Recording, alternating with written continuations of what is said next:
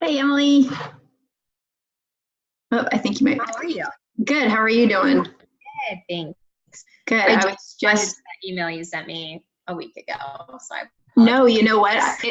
I don't know if it was just like every email happened to come in at the same time. Like maybe my phone was delayed or if I really just got sent. But it was funny because yours came in, but it was like I sat down at my desk and like, okay, time to go. And then it was like ding, ding, ding, ding. And I got like Oh, no. once and I saw yours pop up, but then it was like a few more popped up right in front of it. So I was like, Gotcha. pulling it up to see if you were saying you were going to be on the call or not. So I'm glad you're here in case I'm not going to be able to read it right this second, but then we can at least chat through if there's any questions with that. Yeah. Okay, well, we can kind of get started, you and me, and we'll see if other people trickle on. I know Sandy sent me an email. I hadn't had a chance to fully read it, but I think she said that her kids had a half day or something. So she won't be on today, but we'll see if others hop on. I'm going to bring up the emails, just make sure I have it all here. Okay, it's like crazy to me that we are over halfway through and like on the downhill slide now. I know. That's been great. Thank you for all your work. Oh yeah, absolutely. Okay, so let's see, just real quick. Let me just check real quick.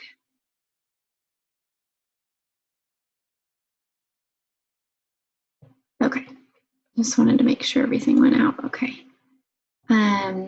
Okay, so you and I can just jump in and you can get my one-on-one attention until if and when anyone else hops on. Otherwise, we'll just kind of chat through things and hopefully to whoever can listen to the recording, there will be helpful takeaways. And it says I'm Julie's on. Yeah, Oh, I'm yeah, on, but I can't do I have video. my web browser with like the Facebook group questions and the email for the week. Oh, Julie, hi. Sorry. Normally it like goes ding when someone enters on my end, and I didn't hear a ding, so sorry. Didn't mean to ignore you, Julie. All right. Well, in the interest of time, we'll go ahead and jump right in to week 5. Sorry, when I have it minimized, it doesn't show very much. So let's see. Okay, so for this week, oh gosh, sorry, I'm like technologically not savvy today. So for this week, we were talking about, what to do when your child only eats the Love It foods. And once people have started practicing this framework, I know it's come up in the group several times. And if you follow me on Instagram, anytime I post Like It Learning It, it pretty much gets questioned. And so I think it's a really important thing for us to talk through and kind of hash out the logistics of. And if you guys had a chance to read the featured blog post for this week, you see that I tried to outline lots of different scenarios that preferred foods might be offered. I mean, there's everything from like, I know last week on the call, we talked about, the Browsie bites. And like, I'm sure a lot of our children, myself included, I would probably eat just a massive bowl of just those. But, to kind of discern how much to offer those. And then there's things like dessert at dinner that we talked about versus, giving them freedom with foods like cookies at snacks and things like that. So the blog post talked about it in the context, I think, of like goldfish crackers predominantly, but really you insert any preferred food in that place that maybe is more lacking in nutrients. We typically don't feel the need to restrict our kids of broccoli or strawberry. I mean, maybe strawberries, they can, get expensive and things like that. But, we don't typically limit our kids of carrots, but we do of the other preferred foods. And so trying to kind of think through how we respond to that in a variety of situations. I just really wanted to talk about that this week, just knowing that it's probably something that has come up for your families as you offer these foods. And if it hasn't, that it probably will. So Julie or Emily, I don't know if either of you guys have a question on the email or if you guys were able to kind of work through this week's homework and kind of like trying to give extra and like how did that make you feel? Do either of you kind of want to share how this week's been going for you? I always forget to mute and then I start talking and then it doesn't work. We're a week behind, like regarding the meal plan. So we did the salad this week, and I think like last week got a little crazy. Yeah, no, the Browsie came in, and the boys had never had the bites before, but of course they're enamored by them. And that was the only thing that my older son would eat. The other one was eating like the chicken and other stuff, but I only baked so many of them. Sure. To like provide for each person, and we kind of went through that script of like, well, Dad has only had one, and we, you can ask him if you can have his thing. So just realizing, one, like sharing, but two, that there is a limited quantity, as there was with everything on the table. Like everything had its set amount, and that's what was on the table, and that was what's for dinner. So he didn't seem to have like a poor reaction to that, my 3-year-old. He is definitely my like love it, doesn't have much like or learning it. Well, I guess everything's learning it that he doesn't love, but so we definitely are struggling with that more of just, like how he'll, eat massive amounts. For you with, seeing, okay, he's going to eat as many of these rolls as he's allowed to have. And like, was he willing, last week was talking more about like family style meals and stuff. So is he willing to serve other elements on his plate, whether or not he ate them or not? Like, did he only eat the Love It food, or like, how did that feel for you with like, okay, this is still kind of a given Love It food that I would have guessed? Yeah, I think like, thankfully, like after with this course, it's changed my mindset a little of like, I'm doing my best. I often try to put forward healthy choices, and it's his choice to decide on the other end, and that there is hope that, like, of course, he's gonna like those bites the most. Like out of those things, they're the most appetizing for most people. But I'm starting to kind of let go of that control a little bit, knowing that, again, like most of the options we provide, even the foods that are his Love It foods, are decently nutritional foods. Mm-hmm. So maybe he's lacking in certain areas right now, but I do think that he'll come around to it a little bit more. Or, sometimes I'll just give him a smoothie in the afternoon that's kind of like all the fruits and vegetables I can fit in for the day. And like that's what it's going to be right now, instead of him choosing those individual foods. And just being okay with that. That's great, because I think so many things that you say are just so spot on, in that, one, you're not offering him those Brazzy bites every day. And that's where a lot of times like the preferred food becomes a problem, is if it's like, well, if you offer your kid goldfish every day at lunch, and that that's the only preferred food they're going to get, yes, they're going to have too many goldfish. But if you're offering Brazzy bites, goldfish, cookies, whatever it might be, once, maybe twice a week, like it's just, you teach your kids, like, it's just one of the foods we eat, but it's just one of them. Like, we're not having it again tomorrow, and things like that. So it's like, you can feel a little more freedom, like, okay, this is what they enjoy at this meal. This is not make up the entirety of their diet. And then, as we work through like the advanced template, you can kind of see what food groups that they're not getting enough from. But it's great that your children love smoothies, because then, like you said, like you're in charge of what. So okay, I need to probably give them more of another food group. Like if they ate tons of Brazzy bites last night at dinner, my smartest snack choice would probably not be goldfish today. It would be better to like smoothie, or, so I think you're really wise in how you're kind of like thinking through it and realizing like, I'm doing the best I can, and he's going to learn. And the biggest thing is, I think, many of us in this group have smaller or younger children. I mean, I know we have some that are like 5 or 6 and things, but the truth of the matter is like, if our kids are comfortable and like have good behavior at salad night, like we can really be setting a platform that like, as they get older, they're going to just know, like, salad night is just something we do. It's not going to be like, oh my gosh, like I'm 10 and I'm stiff arming salad because I've never been exposed to this. Sometimes I think there's just grace in this season too, of that, we're exposing our kids to foods that a lot of children their age are not being exposed to. So even if they eat the foods that are beige and full of cheese and, the very common classic, like food that kids are going to prefer, kid food, it's still setting up a foundation for how we present that food. And like you said, just to present healthy options, and then they'll choose from it.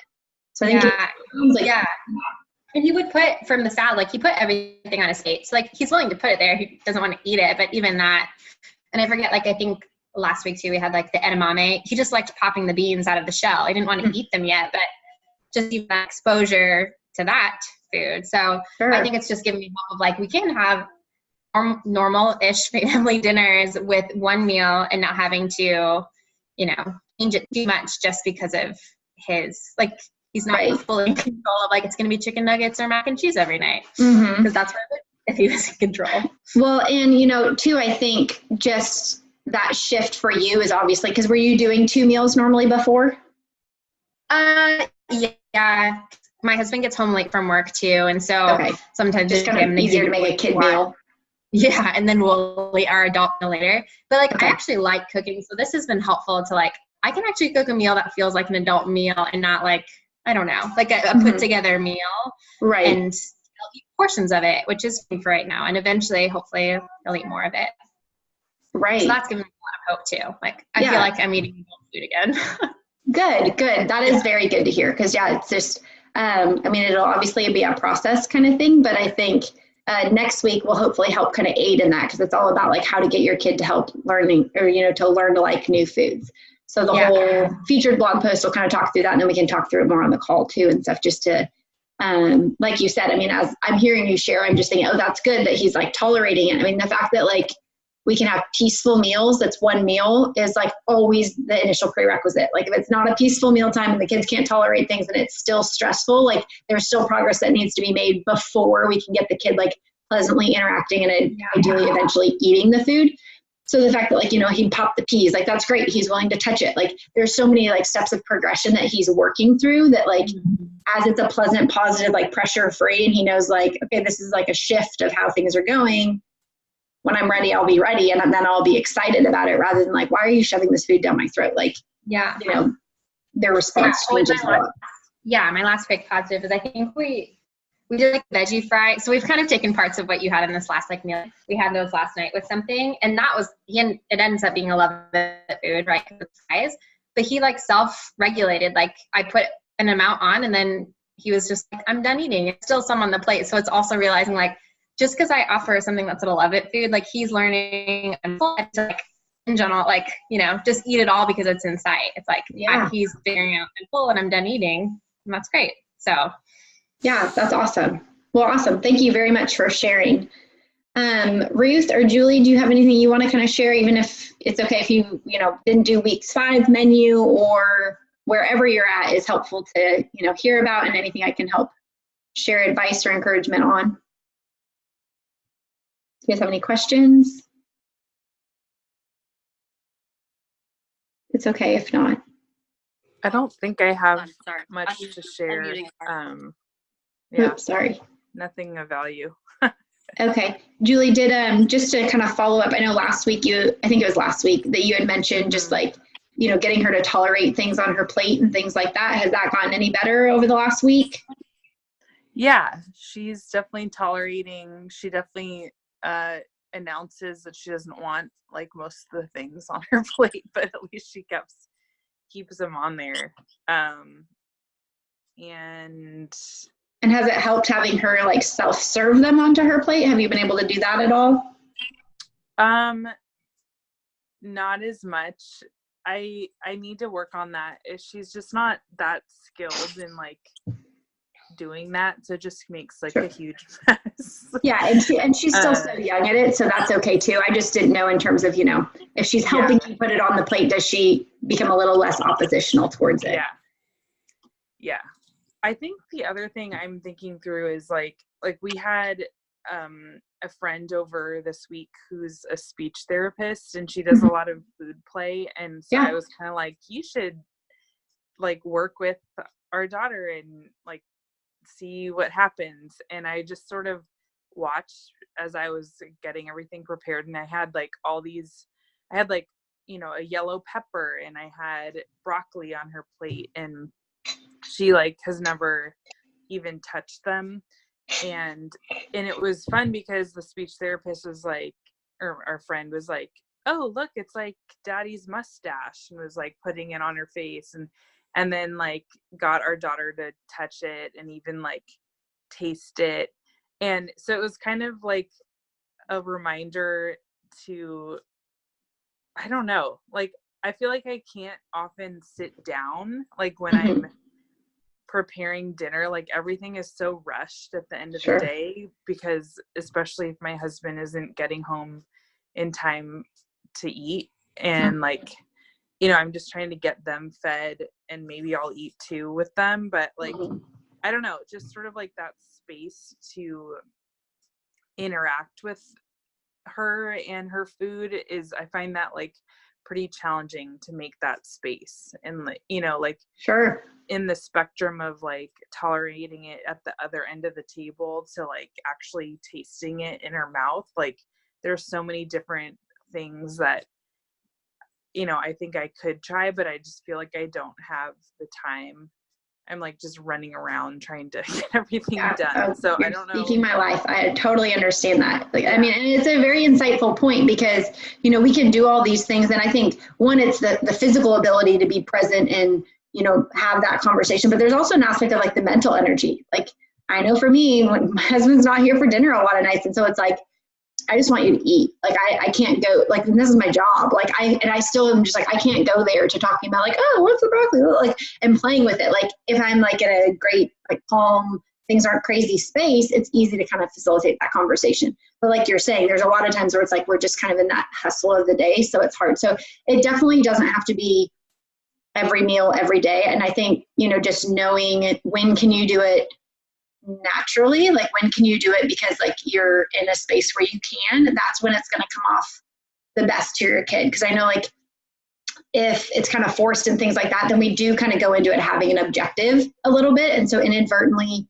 then it can kind of stress us out if it's not effective, if that makes sense. Like, so we go into it being like, okay, I'm going to tell you that this looks like a mustache, blah, blah. Okay, well now it's not working. Okay, now like I don't have time to do that. Like it can just kind of spiral really quickly, where I think if you notice the meals that are a little slower, the meals where your spouse is home, or the meals that are on the weekend, or maybe it's, breakfast, depending on if you stay at home or, go to the office or whatnot. Like, some days are like breakfast is easier than dinner for people. And, just you have to look at your family and just kind of be like, when is this a time that like, this would be fun and playful? And this is just an invitation. It's not like, I'm just trying to kind of engage and stuff. And if it's not every opportunity, that's okay. Because this is like what I do. And I definitely don't do it every opportunity, but I do see with my kids and with my clients, when we can engage that, and when we can like invite that food play, and we can invite that more like interactive, like way of piquing their curiosity with those learning at foods, it making those leaps from the steps of eating to getting them closer to being willing to tasting it and eating it and things like that.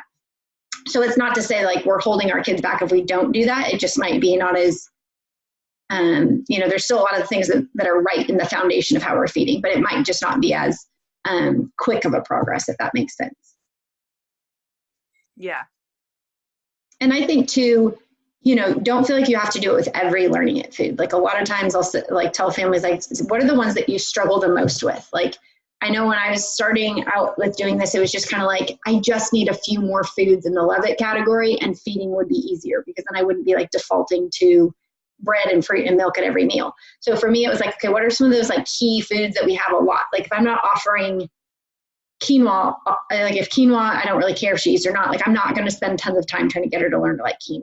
But if something where you're like, if she just like rice, then we could make some headway. Like maybe start focusing on rice, like kind of pick those learning it foods that like are going to make your life and job easier in terms of like that one family meal and making those meal times less stressful on you.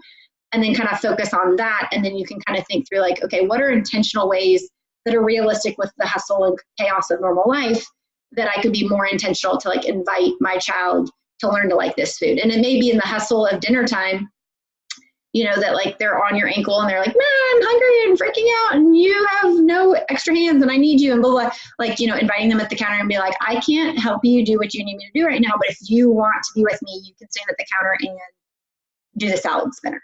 Or like just give them something that helps them to learn to like those foods, or, just different things like that. So it doesn't seem like, oh, this scroll of a learning to like, or like learning it list of foods.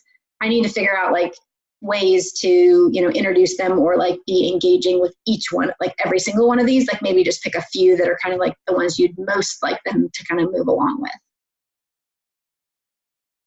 Okay. So Ruth, how about you? How are things going? Sorry, they're good. Nice to have you on here. I'm unmuting this. Yeah, I know, right? I looked at the clock and was like, oh my gosh, I can actually do it. Yeah, glad to have you.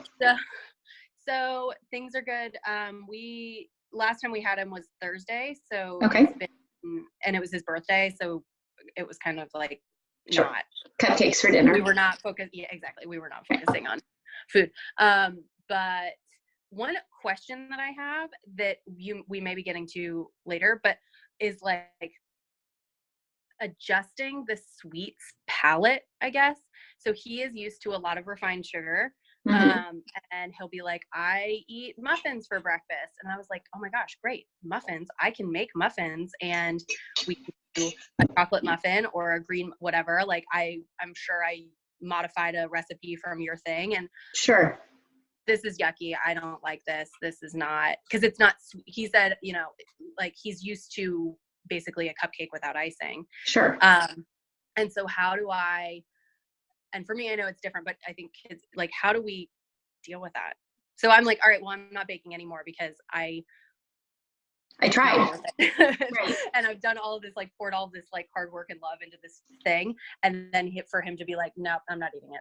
That's gross. That's not sweet enough. Like, yeah, well, so I think you're in a unique situation too, because a lot of times I would encourage like families to food chain. So kind of start with like whatever the preferred food is, like this prepackaged, super sweet, light and fluffy, totally refined, like flour, sugar, everything, chocolate chip muffin, and food chain it to get to a healthier one.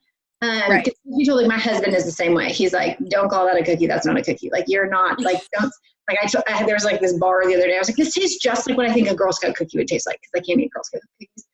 And he was like, yeah, no. Like, you know, so it's just, some people are just gonna be like, there is not the parallel. That said, like, it's gonna be a little challenging because the truth of the matter is like, he's probably still gonna eat those other foods elsewhere. And so when he's not with you guys, it's gonna make it more challenging to kind of do that. I would just, I mean, the same love it like it learning it. Like I would try and be considerate of maybe try and do like less healthy ones to start. Like you can still food chain a little bit, but know, and like you're gonna know in your head, like this isn't the most nutrient packed. Like I put everything possible in this. Right. Truth be told, like I often think of the analogy like with smoothies too, because like I can cream a lot of good stuff in a smoothie, and my kids are gonna be like, and even me, like I'm an adult and I'm like, I can gag this down. Like this has so much good stuff in it, totally worth it. My kids are gonna be like, this is like thick, stringy, not happening. So it's kind of like the same point of like, you know, less sometimes is more. And if you can even just like make a swap to whole wheat flour or make a swap to add flax or like, you know, do something minimal that one isn't like crazy amounts of work or time or like expense to you. Cause it's, hello, how sweet are you? Hi. So I would say, you know, maybe choose ones that are not like carrot based or something, you know what I mean? Like try ones that are maybe a little bit more middle ground and see if you can just buy into it. But at the same time, when you offer them, I would still follow the love it like it learning it and be like, well, these are the muffins that we eat at our house. Just have your, so it's not like a battle. Cause you know, you're in the unique situation that like, you don't want to be like kind of just butting heads with them on a lot of things. It's like, if you can just have those one-liners to just totally downplay any conflict and just say, you know, these are just the ones we had at our house. I knew you like chocolate chip muffins. I found a recipe I thought might be good. You don't like it, we'll try a different kind next time. Just be done with it. And yeah. And that's pretty much how it's been. I mean, I'm sure that at one point there was, you know, me having my feelings really hurt and being like, oh, absolutely, I'm never baking for you ever again. Sure. But you know, yeah, it's been like, okay, well, if you don't like it, then that's what there is for snack right now. And you can eat at lunch and we'll try again later. Right. And sorry, go ahead. No, go ahead. I was just going to say, my rule is always make sure it's something you can eat.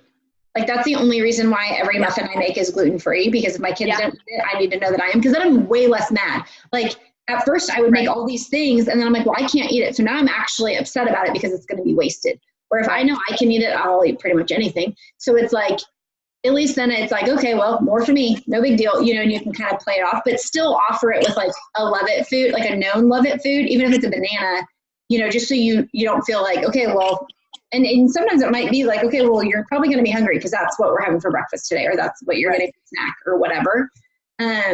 But he'll, you know, learn to kind of adapt. Yeah.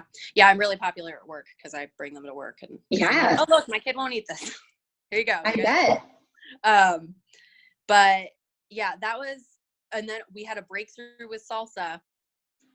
He's That's tried awesome. like a bunch of salsas now, and we did like taste test. It wasn't even intentional, but like we were out at a restaurant, and you know, you found another one. Eating it, and we were like, well, why don't you try it? It's not spicy, and he tried it and was like, oh yeah, I really like this, and it looked different. I was like, there's no way. There's no way he's gonna eat this. It looked different. It was like a different texture. It was a different everything. I think he was really hungry and like wanted to eat, like saw us eating and wanted to eat. So it was great. I had another question. Oh, so smoothies. So he does not drink smoothies, will not drink smoothies. He's a big texture kid, not into smoothies. So what I do instead is I freeze them in popsicle molds because and he's pretty good about that. Even if it's not his favorite, he really likes being allowed to eat it for breakfast. He feels like I'm eating a popsicle for breakfast. Yeah, that's great. He knows, like he understands, because we do keep like junky popsicles in the house sometimes. Sure. So he understands like we have breakfast popsicles, and then we have dessert popsicles. Anyway, but like, do I just need to give up on trying to get him to ever drink a smoothie? Like, I guess it doesn't matter, but like, are we ever going to turn the corner on like, I would just, honestly, I would probably kind of like the muffin. Like if you're offering him toast I don't know what he normally eats for breakfast, but say you're having like toast and eggs or something. If you're going to make a smoothie already, or I don't know if you're doing it at breakfast or snack or when you're doing it, but I would just, you can always ask like, hey, do you want any smoothie? And he might say no. Or you can just pour him a tiny little bit in a cup and just like, put a straw in it and be like, hey, here's a little smoothie for you if you want it. But just have it be very like no big deal. Okay. And down the road he might. And if he starts showing interest, you can see if he wants to like help make it and things like that. That can help. But if he seems very like, I am not going to care about this, like, then I would just say like, just kind of keep offering it and like making it known that like it's still offered to you, but I also kind of don't expect that you're going to like it. Okay. And when you drink it, you'd be like, oh, this one's banana. It tastes so sweet. Like it reminds me of this. Or like you can make those little comments that maybe will kind of pique his interest. But I would definitely say like, don't, with any learning at food really, but you don't have to like write it off as like, okay, he's never going to get 3. I mean, it may not be for 5 more years. And then, as he gets older, he might be like, oh, I actually love smoothies. And he gets like food jag for smoothies. But I would say like, just keep making them just like a super normal part and just have it be that learning at food at a meal, just like any other learning at food, and offering it kind of as the food that they might not like, but you can still work through the steps to eating that we'll talk more about next week the exact same way with like a smoothie, even though a smoothie sometimes can be like a bigger part of a meal or something. Right. You could still do that. Perfect. Thank you. I want to, unless any of you guys have a question right now, I want to go ahead and bring up, yes, Patty. Yeah, so Patty had a question. So this is just kind of, in the last couple minutes, I'll just touch on this real quick.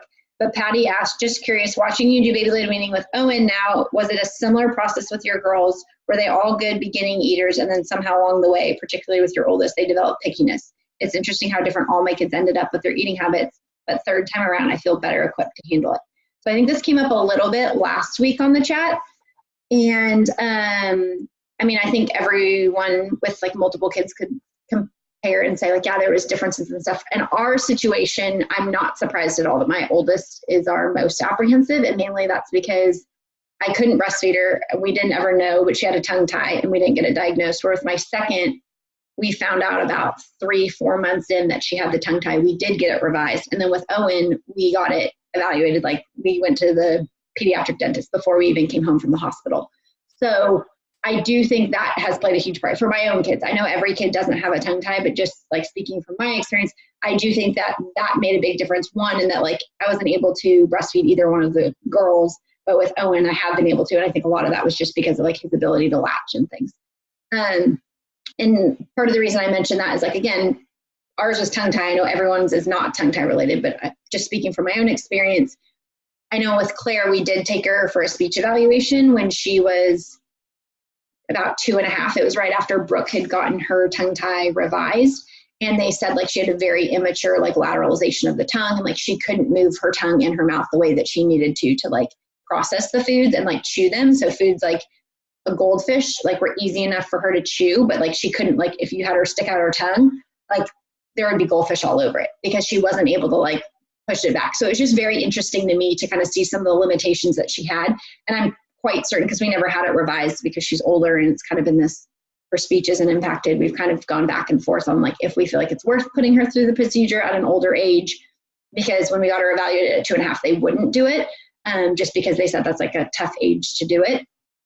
And so, so with her, we didn't, with Brooke, we did. And I do see like Claire still, you know, and I think part of it is just feeding personalities. Every kid is going to have their own feeding personality. Like if I look at my oldest and my middle daughter's personalities and their feeding personalities, it doesn't surprise me that one's very like, yeah, put it all on, I might not eat it, but it doesn't scare me. The other one's like, oh, this is stressing me out and giving me anxiety just from looking at it. And it's, you know, so I think a lot of it is their feeding temperaments. But for us, starting out, like Claire, we started with purees. This was like over 4 years ago now. For Claire, we started with purees and she flat refused them, like wouldn't eat any of them, like within about 2 months of starting solid. She started okay, but she was also my first, so I wasn't like, I just kind of assumed she would be okay. And then it was just like, she wouldn't do them at all. So that's kind of when we started doing baby led weaning with her. And I would say by like probably around 13 months with her, it was very apparent that she was like refusing most food. And then with Brooke, it happened a little bit later, but Brooke is now just turned 3. Claire just turned 5. With Brooke, she is already coming out of picky eating much quicker, where with Claire, I still just see Claire has bigger wins because we've been working on it longer, but they're very self-driven, like they're very self-driven when she's ready, but there is no push. Like it would just be a very negative relationship if I were to push her just because of her like temperament and her own personality. And so she takes a lot longer to make those strides, but once she decides she's ready to, she's very into it. So like now she's starting to definitely make more strides, but it's all in like the wackiest things where I'm like, oh, that is not the food I would have guessed was going to be your next favorite. Or if she like stops liking a food, I'm like, that is not the food I would have thought you were like over now. Where Brooke is much more like, oh, I'm going to love all dips now. Or, oh, like, so she's definitely coming out of it much more kind of like classic picky eating, I would say, where Claire falls a little bit more, has a little bit more of a challenge just because I think because she still has that tongue issue. So Brooke doesn't because it was corrected. And then Owen is definitely the most eager eater so far. Like I very much hoped and prayed that he was going to be the kid that could breastfeed because that wasn't something I got to experience with the girls. I also really hoped that he would be like my human garbage disposal because I haven't had one of those. So fingers crossed. I'm not sure. Verdict's still out on that. That's going to be him. But for me, it definitely was different with each kid, and I can kind of see. But I also think, as a dietitian, it was good for me that like my first child was the one who was extremely challenging, because it's given me more perspective. Where if like Owen was my first year, I would have been like, oh, babies who love everything, and so we'll see. I mean, he turned 7 months today, so it's still new. But it is an interesting question, Patty, because I definitely think part of it is like the parent competence and like confidence in approaching things, because we're just a little more like, just kind of have our groove or have our ways or like have trial and errored enough things to kind of know. And then a lot of it I do think is just the kids feeding personality, because there's plenty of kids I know where it's like the third is the picky one. So I think in Patty's case, I'm trying to remember which order her kids are, that it kind of falls. So I don't know if you guys have any questions or thoughts on that, but I just wanted to address that because that was the only question that came up in the group this week. Does anyone want to comment on their kids or share anything there? Yeah, my first is our pickier one, the 3-year-old. I also don't know if it's just an age thing, although my second one is starting to get the foods he used to be my human garbage disposal, but now he's getting a little bit more, he knows what he really likes, and that's like all he wants at times, and pretty adamant about that. And he probably sees his brother do the same thing, so that doesn't help as well. But I also didn't have this approach with my older one too, so I'm sure that also plays into it, so it's so hard to pinpoint it. But I'm hoping that the younger one will rub off more on the older one in this case, but it's good that we're doing it now together with the both of them, because hopefully they like different foods, so they'll hopefully like, that's good, so they'll see the other one eating something they're not as interested in. Well, and I think for them to see that like you're still approaching them the same, even though they eat differently, is huge for kids, because I think for them to know like, okay, well, this is just how I kind of do it to any one of you. Like, this is just how we handle food in our family, can be really impactful for them as well. Yeah. Anything else? Any other questions that you guys have before we hop off today? I have a question really quick, and it's maybe not for today, but maybe for next week, but I do want to ask it, is like about husbands or partners and like getting them on board with, I am not going to starve our child, and this is going to be better in the long run and is better than the, like, you take your Girl Scout helping bite, your like obligatory bites and trial of things, and / like you just make them something. It's funny because like it'll be like, no, you have to eat the food that you were served, but then in 15 minutes I'm going to give you a snack because you're hungry because you're leaving. So I know we're out of time, so it's not like necessarily a today thing, but I do want to put it out there as a question. So what I might do is I'll post in the Facebook group, just because I feel like we could probably spend half an hour, which I'd be happy to spend a half an hour talking about just that. I might post a post in the Facebook group on parent feeding styles, because it talks I mean, it addresses almost every behavior there is with feeding a kid, from like the bribing, the pressuring, the encouraging, and like I break it down into like behaviors to encourage, behaviors to avoid, and behaviors to like use your discretion on, because sometimes they can like quickly go south, but for some families they work. So I might post that just because I think it might get people's wheels kind of turning, and then I would love to chat about that next week, because I think it might be a good conversation, that especially knowing that, I mean, my own husband is like my polar opposite in terms of food. And so I totally get it, because even with him, I'm like, oh my gosh, you know, this is what I do. And he always say, oh, but you know, we defer to, like, totally defer to you for food. But then when we're sitting at the table, I'm like, so I totally get it. But I think it might be an interesting conversation that a lot of people could probably chime in on. So I'll post that blog post on the Facebook page, and then we can chat about it a little bit more next week. Awesome. Okay. All right. Thank you, ladies, for being here. Bye.